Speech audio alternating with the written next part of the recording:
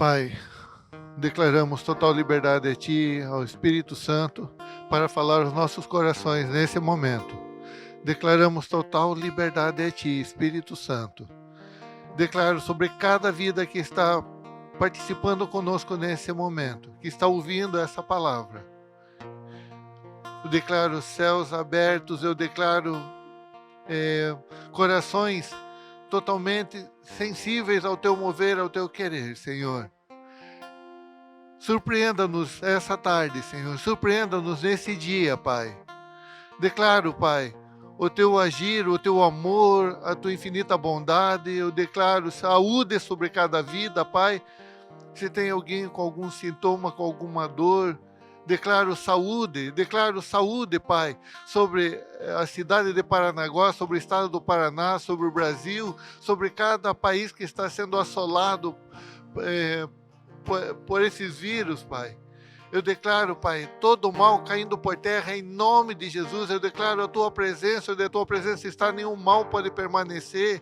E eu declaro, Senhor, a Tua paz, tira, Senhor Deus. Eu declaro que todo o mal já caiu por terra, Senhor. Eu declaro, Pai, sobre cada vida, alegria, Pai. Eu declaro, Senhor Deus, toda opressão, toda depressão, toda angústia caída por terra em nome de Jesus. Tudo aquilo que tem assolado essas vidas, saia dessa vida agora pelo poder que há no nome de Jesus. Eu declaro cada pessoa livre e liberta. Eu declaro cada coração uma terra fértil onde a Tua semente está sendo lançada e ela não voltará vazia, mas fará o que apraz e prosperará no que foi enviada. Muito obrigado, Pai, porque o Senhor faz muito mais abundantemente além daquilo que pedimos ou pensamos, segundo o poder que em nós opera. Obrigado, Senhor, pela Tua fidelidade, obrigado pela Tua presença, pelo Teu amor. E Espírito Santo, que não saia uma palavra da minha boca que não venha de Ti. Muito obrigado por tudo, nós agradecemos em nome de Jesus. Amém, Senhor, amém. Glória a Deus. Nós temos falado muito sobre graça, sobre a graça de Deus. Cantamos agora sobre a graça de Deus, a maravilhosa graça, a infinita graça de Deus, mas hoje eu quero falar sobre a simplicidade da graça, que foi criado algo meio esquisito. Quando fala sobre graça, muitas pessoas encontram uma barreira quando se fala sobre graça, porque as pessoas acham que a graça é uma mensagem, que a graça é uma doutrina, que a graça é qualquer outra coisa, e não conseguem ver o que realmente é, e muitas vezes complicam até. Então eu gostaria de estar lendo agora, para começar, a palavra de Deus, que está em...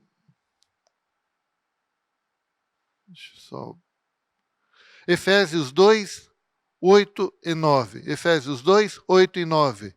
Diz assim: pois vocês são salvos pela graça, por meio da fé. E isto não vem de vocês, é dom de Deus, não por obras, para que ninguém se glorie. Então, quando as pessoas falam, agora estão lançando uma nova mensagem. Não, não é uma nova mensagem. A graça não é uma nova mensagem. A graça não é uma doutrina, não é uma mensagem. Então, eu quero colocar o primeiro ponto. A graça é uma pessoa. A palavra de Deus diz em Efésios 2, 8 e 9, pois vocês são salvos pela graça, por meio da fé. Isso não vem de vocês, não vem de obras, para que ninguém se glorie. Então, a graça não é uma mensagem, não é uma doutrina, a graça é uma pessoa. Em João 3,17 fala sobre isso. Diz assim: pois Deus enviou o seu Filho ao mundo, não para condenar o mundo, mas para que esse fosse salvo por meio dele. No primeiro versículo que lemos diz: pela graça sois salvos. E agora, em João 3,17, a Bíblia fala que Deus enviou o seu Filho ao mundo não para condenar, mas para que o mundo fosse salvo por ele. Então, quando se fala de graça, está falando sobre, quando falamos de graça, estamos falando sobre Jesus Cristo. Então, não é uma mensagem, não é qualquer outra coisa, mas a graça de Deus é o próprio Filho, Jesus Cristo. Então, em Atos 20, 24, diz assim, Atos 20, 24. Todavia, não me importo, nem considero a minha vida de valor algum para mim mesmo, senão somente puder terminar a corrida e completar o ministério que o Senhor Jesus me confiou de testemunhar do Evangelho da graça de Deus. Do Evangelho da graça de Deus. Então, os 4 primeiros livros do Novo Testamento são os 4 evangelhos. E o que a palavra evangelho significa? A palavra evangelho significa boas novas.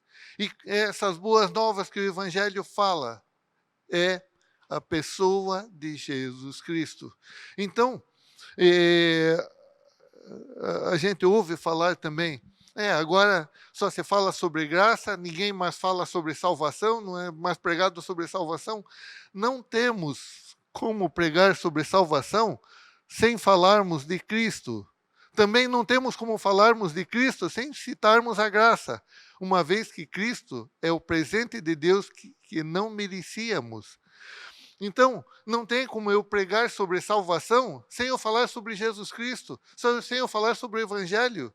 O Evangelho é Jesus Cristo, e Jesus Cristo é a graça de Deus. E a palavra de Deus fala em Efésios que a salvação é pela graça. A salvação é por Jesus Cristo. Não tem uma outra forma. Por isso que a graça, por isso da simplicidade da graça. Não tem como eu florear, não tem como eu dificultar, porque a graça é muito simples. A graça é o próprio Jesus Cristo. Porque a graça é o próprio Jesus Cristo? Porque nós não merecíamos que Jesus Cristo viesse a nós. Quem tinha errado éramos nós. O homem tinha errado, o homem tinha se afastado de Deus. E aí o amor de Deus foi tão grande que ele mandou Jesus Cristo, essa graça, esse favor imerecido, esse presente não merecido. Então, não tem como eu pregar o Evangelho, não tem como eu falar sobre salvação sem eu citar Jesus Cristo.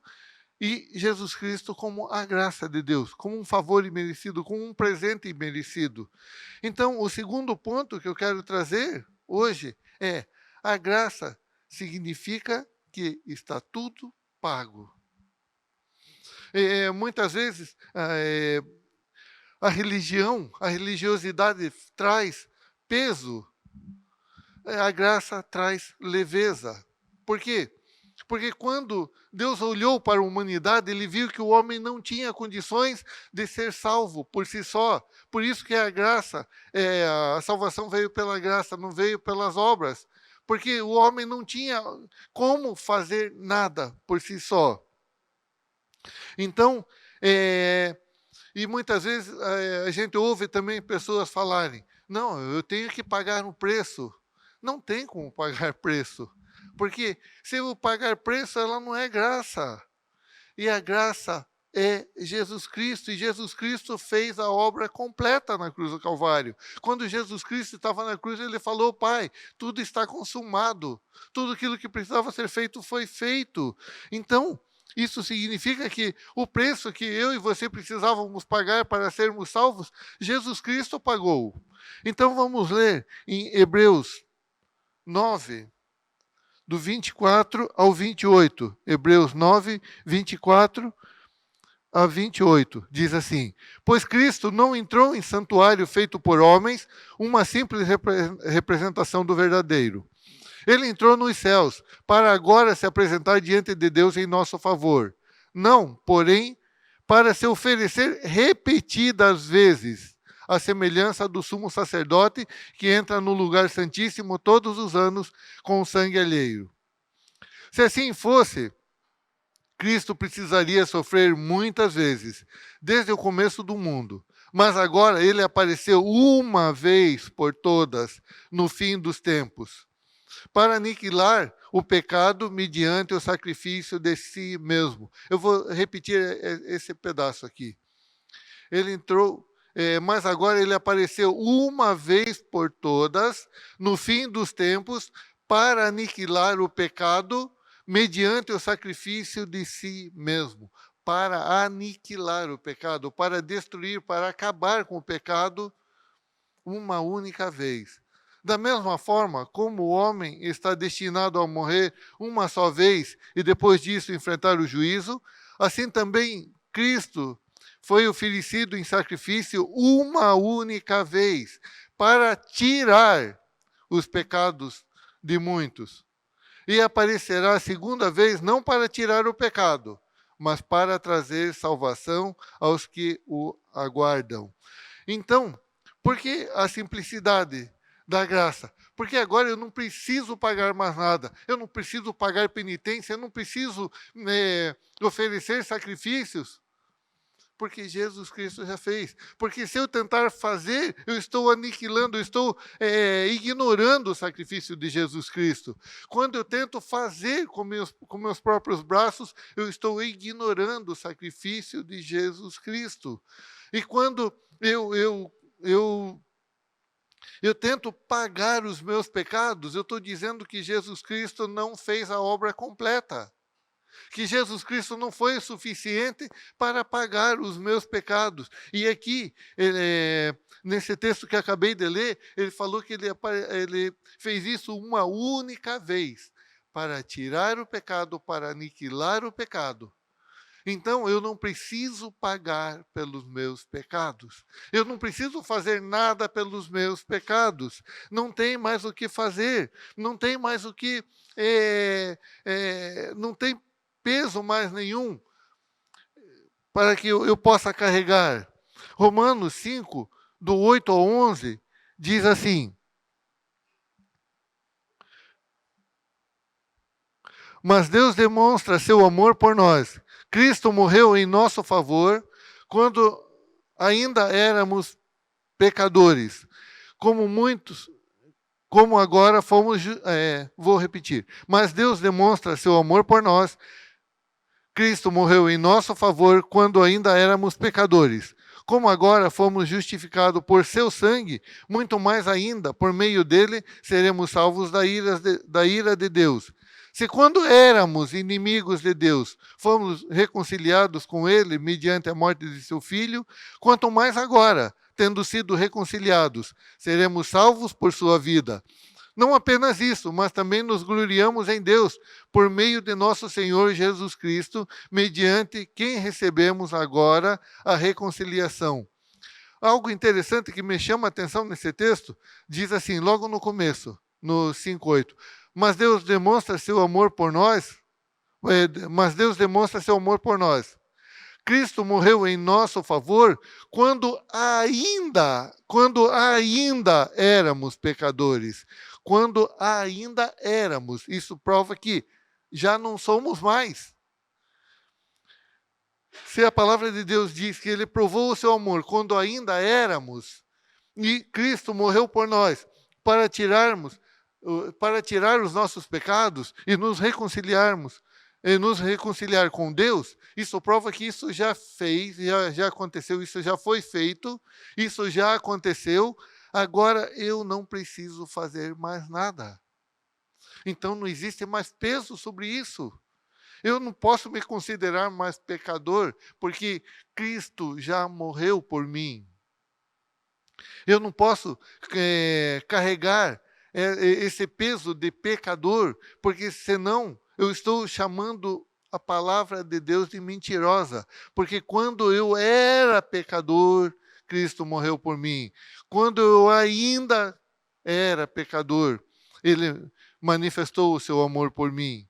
Então, agora, reconciliados com Cristo, eu sou uma nova criação, eu sou uma nova vida, eu tenho uma nova vida, você tem uma nova vida. Você não precisa mais carregar esse peso sobre as suas costas. Romanos 5,19 diz assim: logo assim como por meio da desobediência de um só, de um só homem, muitos foram feitos pecadores. Presta atenção no que eu vou ler de novo. Logo, assim como por meio da desobediência de um só homem, muitos foram feitos pecadores, assim também por meio da obediência de um único homem, muitos serão feitos justos. Você não é pecador, você não foi pecador por causa dos teus pecados. Aqui diz, logo, assim como por meio da desobediência de um homem, muitos foram feitos pecadores. Por causa da desobediência de Adão, você foi feito pecador. Mas diz assim também por meio da obediência, não é porque eu sou obediente, porque eu obedeço a palavra de Deus, que agora eu sou justificado. Não, fui justificado, eu me tornei justo por causa da obediência de Cristo. Então não tem nada a ver comigo. O pecado não entrou por causa. Eu não me tornei pecador por causa dos meus pecados. Eu me tornei pecador por causa do pecado de Adão, mas por causa da obediência de Cristo Jesus. Eu me tornei justo, ele me justificou e eu passei a ser justo. A partir do momento que você crê que Jesus Cristo morreu por você, a partir do momento que você crê que Jesus Cristo fez a obra completa, você também é justo. 1 João 3,7. 1 João 3,7 diz assim: filhinhos, presta muita atenção nisso aqui. Isso aqui é muito interessante. Olha o que diz: filhinhos, não deixem que ninguém os engane. Não deixem que ninguém os engane. Aquele que pratica a justiça é justo, assim como ele é justo. A partir do momento que eu creio que Jesus Cristo me justificou, que ele fez a obra completa, ele me tornou justo. E daí a palavra de Deus diz assim: filhinho, não deixe que ninguém te engane. Não deixe que ninguém te chame de pecador. A partir do momento que você confessa Jesus Cristo, que você toma posse dessa justiça, você se torna justo. Então não aceite mais nenhuma palavra que venha dizer, não, quem é você? Quem é você para se considerar justo? Falou, eu por mim mesmo não seria ninguém. Mas acontece que Jesus Cristo morreu por mim. Jesus Cristo fez o sacrifício perfeito. E agora eu sou justo em Cristo.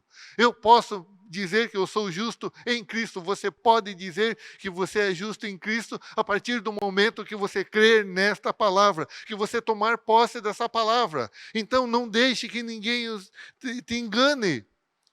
Não deixe que a religião te engane, que você precisa fazer isso, que você precisa pagar aquilo, que você precisa levar nos seus braços, que você precisa obedecer. Então eu não preciso obedecer a palavra? Não da forma que você pensa, não da forma que o mundo coloca. A obediência é algo natural. A obediência é você crer na palavra e aquilo ser tão normal, tão natural na tua vida, que você pratica sem se preocupar em obedecer. Você apenas pratica. E essa prática passa a ser uma obediência natural. É dessa obediência que eu e você, essa obediência que eu e você precisamos fazer.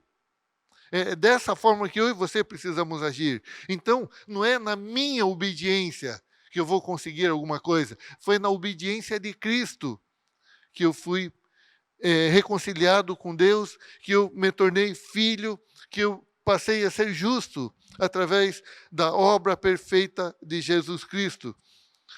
Quando nós declaramos pecadores, quando nos declaramos pecadores, não estamos sendo humildes, mas orgulhosos. Porque não estamos aceitando o presente de Deus. Quando eu e você dizemos assim, não, eu sou um simples pecador, isso não é humilhar, isso daí não é ser humilde, isso é ser orgulhoso. Por que orgulhoso? Porque Jesus Cristo veio, se tornou homem, ele nos serviu, dando a sua vida por nós, derramando o seu sangue para nos purificar de todo o pecado. E ele fez isso uma vez só, e ele tirou o pecado. E a partir do momento que eu digo que eu sou pecador, eu estou dizendo que eu não aceitei o sacrifício de Jesus Cristo. Eu estou sendo orgulhoso e não humilde. É uma falsa humildade. Essa humildade é colocada por Satanás. Por quê? Porque ele tenta provar que Jesus Cristo não fez aquilo que ele disse que faria.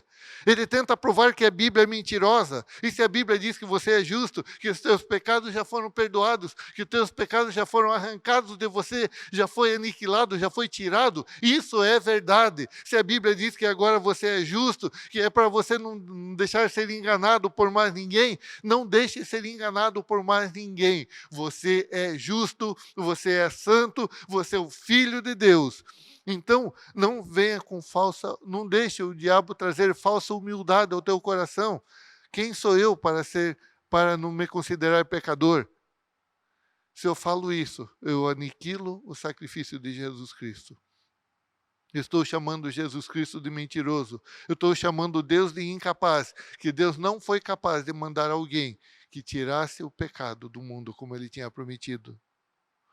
Eu estou dizendo que o sangue de Jesus Cristo não foi tão bom assim, a ponto de me lavar, de me purificar de todo o pecado. Então, quando eu me chamo de pecador, eu estou dizendo que o sacrifício de Jesus Cristo foi em vão.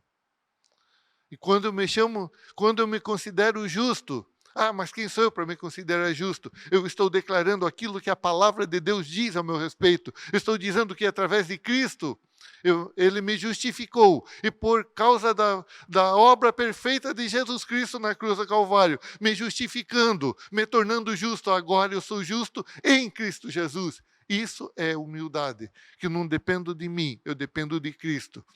Cristo sem mim, ele continua sendo filho de Deus. Eu sem Cristo, eu sou menos que nada. Você sem Cristo é menos que nada. Então nós precisamos de Cristo, nós precisamos dessa graça. Por isso que a graça é tão simples. Basta que eu creia nela. Basta que eu creia que tudo isso já aconteceu, que Jesus Cristo já veio, que Jesus Cristo já morreu, que o sangue dele já me purificou de todo o pecado, que a obra foi perfeita, que a obra foi completa, que agora eu sou justo. E isso é graça, isso é um favor imerecido. Era algo que eu e você não merecíamos, mas esse amor foi tremendo, esse amor foi demais. A ponto de passar por cima de todos os meus pecados, de passar por cima de todos os teus pecados, ele olhar apenas para você como filho amado, querendo que você se considere como filho amado. Então, não existe mais peso sobre isso. Porque quando ele resolveu fazer isso, nós não tínhamos como pagar por isso. Então não tente pagar os teus pecados. Não tente se sacrificar para pagar pecado, tire toda a condenação de cima dos teus ombros. Não tem mais isso. Não tente pagar por aquilo por aquilo que já foi pago. Isso é pagar duas vezes. E quando eu tento pagar algo que alguém já me pagou, eu não valorizei o pagamento feito anterior. Quando eu tento pagar pelos meus pecados, eu estou dizendo que Cristo não pagou por eles, ou o preço que ele pagou foi muito pouco, então eu tenho que completar o pagamento. O perdão do pecado não é mérito, nem conquista. Ele é uma herança. O perdão dos meus e dos teus pecados não é uma conquista. Eu não conquistei sendo bonzinho. Eu não conquistei pelos meus méritos, porque eu obedeci, então agora, porque eu pedi perdão, agora eu recebi o perdão. Não, eu recebi o perdão antes mesmo de eu ter nascido.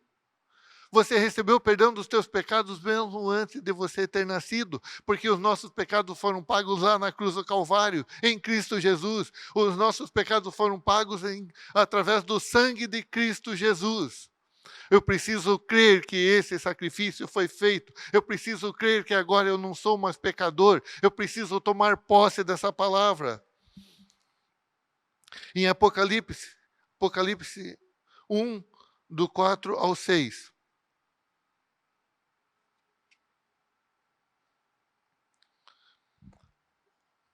Apocalipse 1, do 4 ao 6. Então, só repetindo, o perdão do pecado não é mérito, nem conquista, ele é uma herança. Não se paga por herança, recebe-se, toma-se posse. Não se paga por herança, recebe-se, você toma posse dela. Então, isso é perdão dos pecados. Apocalipse 1, 4 a 6 diz assim: João às 7 igrejas da província da Ásia. A vocês, graça e paz da parte daquele que é, que era e que há de vir, dos 7 espíritos que estão diante do seu trono e de Jesus Cristo, que é a testemunha fiel, o primogênito dentre os mortos e o soberano dos reis da terra. Ele nos ama e nos libertou dos nossos pecados por meio do seu sangue e nos constituiu reino e sacerdotes para servir a Deus e Pai. A ele sejam glória e poder para todos sempre. Repetindo, ele nos ama e nos libertou dos pecados. Se ele nos libertou dos pecados, eu não sou mais escravo do pecado. Eu não vivo mais a vida de pecado. Quando eu me considero pecador, eu digo que ele não me libertou. E Apocalipse está dizendo que ele me libertou. Ele nos ama e nos libertou dos nossos pecados por meio do seu sangue e nos constituiu. Em outras traduções diz, reis e sacerdotes. Eu e você agora somos reis e sacerdotes para servir a Deus e Pai. Nós não somos servos, nós somos reis e sacerdotes que servem.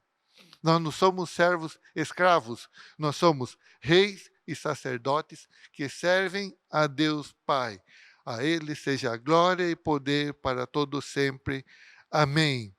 Romanos 8:1 diz assim: portanto, agora já não há mais condenação para os que estão em Cristo Jesus. Não carregue mais peso, porque não há mais condenação sobre a tua vida. Você já foi liberto de todo o pecado, de tudo aquilo que te escravizava. Você não é mais escravo, você é rei e sacerdote para servir a Deus como rei e sacerdote. O rei não é escravo, o rei reina. Então, agora, já que estou livre de todo o pecado, agora eu posso todas as coisas? Agora eu posso fazer todas as coisas? Sim. Mas, olha o que diz Filipenses 4,13. Tudo posso naquele que me fortalece. Em outra tradução diz assim, tudo posso em Cristo que me fortalece. Então eu posso pecar? Tudo posso em Cristo. Cristo peca? Fica aí uma pergunta. Então, agora, já que eu estou livre, não sou mais pecador, então eu posso fazer tudo em Cristo. Tudo posso em Cristo que me fortalece. Você pode tudo aquilo que Cristo pode. Cristo peca? Cristo mente? Cristo trapaceia? Cristo rouba? Não. Então, olha que Romanos deixa muito claro. Até as pessoas dizem, agora a graça pode tudo. Eu posso tudo em Cristo. E olha que Romanos 6, 1 e 2 diz. Que diremos então? Continuaremos pecando para que a graça aumente? De maneira nenhuma. Nós, os que morremos para o pecado, como podemos continuar vivendo nele? A graça dá direito para o pecado? Não. Aqui está muito claro. Você pode todas as coisas? Posso, em Cristo. Agora eu posso viver pecando, já que eu não sou mais pecador. Agora eu posso errar, porque os meus pecados já foram perdoados, eu já fui liberto do pecado. Então agora eu não preciso mais pedir perdão. Não, você já foi perdoado. Você tem que aceitar, tomar posse desse perdão. Então não é quando eu peço perdão, não. Você tem que confessar, você tem que tomar posse dessa herança, que é aquilo que já foi feito na cruz do Calvário. E Romanos 6,1 é muito, muito direto nisso. Que diremos então? Continuaremos pecando para que a graça aumente? Então a graça não te dá motivos para pecar, não te dá liberdade para pecar. Isso que falam é mentira. De maneira nenhuma. Nós, os que morremos para o pecado, como podemos continuar vivendo nele? Agora, olha o que diz Judas 1,4. Olha o que diz Judas 1,4. Pois certos homens, cuja condenação já está sentenciada há muito tempo, infiltram-se dissimuladamente no meio de vocês. Esses são ímpios, transformam a graça de nosso Deus em libertinagem e negam Jesus Cristo, nosso único soberano e Senhor. Por que negam Jesus Cristo? Porque Jesus Cristo é a própria graça, e a graça é liberdade e não libertinagem. Quando falam que a graça é libertinagem, são ímpios que não conhecem a graça. Quando eu não conheço a graça, eu torno a liberdade em libertinagem. Quando eu não conheço Jesus Cristo, quando isso não é verdade em minha vida, eu torno, a partir do momento que eu sei que os meus pecados já foram perdoados, eu acho que então eu posso fazer todas as coisas. Em Romanos diz que não. Eu posso todas as coisas, mas em Cristo. Se Cristo não faz, eu também não faço. É algo natural. E terceiro ponto, já que é tão simples assim, que você não precisa fazer nada, que a graça não é uma mensagem, não é uma doutrina, a graça é uma pessoa. Então receba essa graça. Terceiro ponto é, receba essa graça. João 1,12 diz assim: contudo, aos que o receberam, aos que creram em seu nome, deu-lhes o direito de se tornarem filhos de Deus. Outra tradução diz: deu-lhes o poder de se tornarem filhos de Deus. Então, contudo, aos que receberam, aos que creram em seu nome, deu-lhes o poder de se tornarem filhos de Deus. Eu e você só somos filhos de Deus quando nós cremos, quando nós tomamos posse dessa palavra. Quando eu recebo essa palavra, quando eu creio em Jesus Cristo, que Ele é meu Senhor e meu Salvador, eu tomo posse dessa palavra, aí eu passo a ser filho de Deus. Ah, mas eu também tenho direito, eu sou filho de Deus. A gente ouve muito isso. Não. Filhos de Deus são aqueles que recebem e creem nessa palavra, creem em seu nome, no nome de Jesus Cristo, eles se tornam filhos de Deus. Então, receba essa palavra. Ela é simples. Ela não é tão complicada. Ela não é um peso, ao contrário. Jesus Cristo veio para te dar vida e vida em abundância. Ele veio para te tornar livre. Foi para a liberdade que Cristo nos libertou. Foi para a liberdade que Ele nos tornou livres, para que nós possamos viver essa liberdade na graça. Porque eu e você estávamos presos em nossos delitos e pecados, nós éramos escravos do pecado. Ele pagou um preço tremendo por nós. Ele pagou o seu sangue por nós. Ele nos tornou livre. Estamos chegando ao final já, mas tem mais 2 versículos aqui, só para a gente...